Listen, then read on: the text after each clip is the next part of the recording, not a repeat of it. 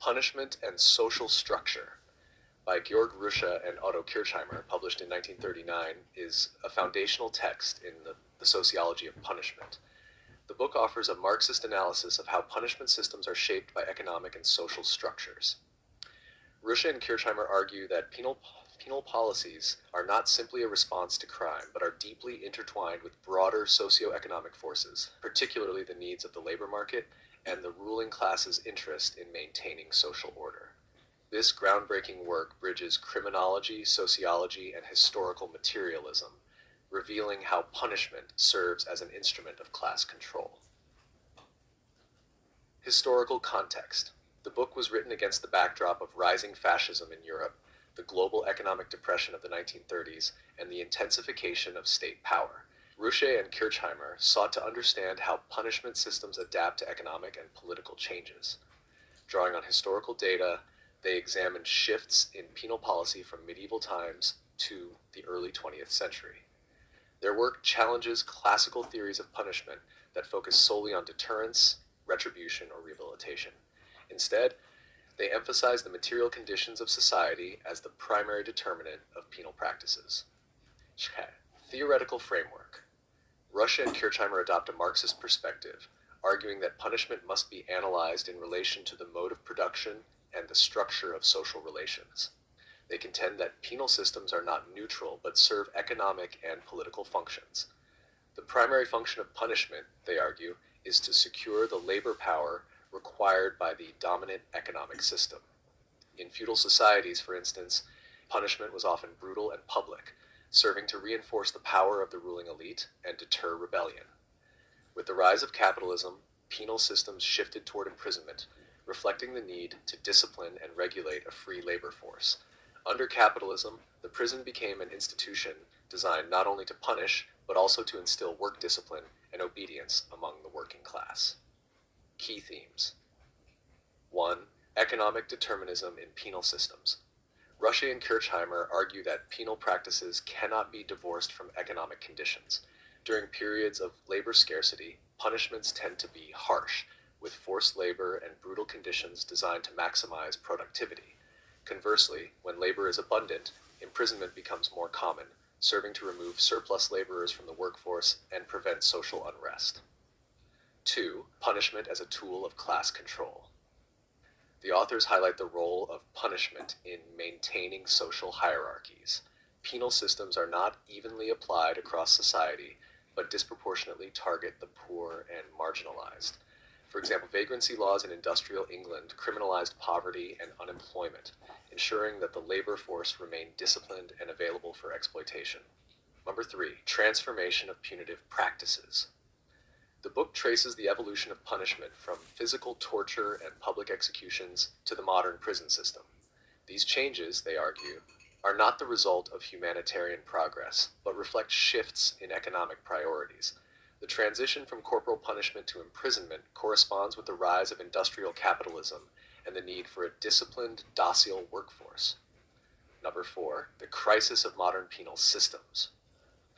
Rusche and Kirchheimer suggest that modern penal systems face inherent contradictions. As capitalist economies become more complex and unemployment rises, the costs of imprisonment become unsustainable. The authors predict that capitalist societies will struggle to reconcile the need for punishment with the economic inefficiencies of mass incarceration. Case studies and historical analysis. The authors provide historical examples to support their arguments. For instance, in medieval Europe, punishment was primarily public and violent, reflecting the feudal system's reliance on overt displays of power. During the early capitalist period, with the rise of industrialization, imprisonment became the dominant form of punishment, reflecting the need to regulate labor discipline. In 19th century England, the introduction of the poor laws and workhouses exemplified how punishment was used to control the unemployed and force them back into the labor market. These examples demonstrate the adaptability of punishment to the economic needs of different eras. Legacy and impact. Punishment and social structure has had a profound influence on critical criminology, sociology, and penology. The book laid the groundwork for subsequent scholars like Michel Foucault, David Garland, and Loic Wacquant, who further explored the relationship between punishment, power, and social control. The text remains relevant in contemporary discussions about mass incarceration, racial disparities in criminal justice, and the privatization of prisons. The author's insights help explain phenomena such as the disproportionate imprisonment of marginalized communities and the economic motivations behind punitive policies. Criticisms and limitations. While the book is highly influential, it is not without criticism. Some scholars argue that Rusche and Kirchheimer overemphasize economic factors at the expense of cultural, psychological, and political explanations for punishment. Others suggest that their analysis lacks attention to gender and race, which play significant roles in modern penal systems. Additionally, the deterministic nature of their argument has been questioned. Critics argue that while economic factors are crucial, they do not fully account for the complexities of penal policy formation. Today, in the 21st century, punishment and social structure continues to offer valuable insights. The rise of mass incarceration in the United States, the growth of private prisons, and the criminalization of poverty all align with the author's thesis. Contemporary debates about prison reform, restorative justice, and the abolition of punitive systems can benefit from the historical and economic lens provided by Rusche and Kirchheimer. For example, the prison industrial complex in the U.S.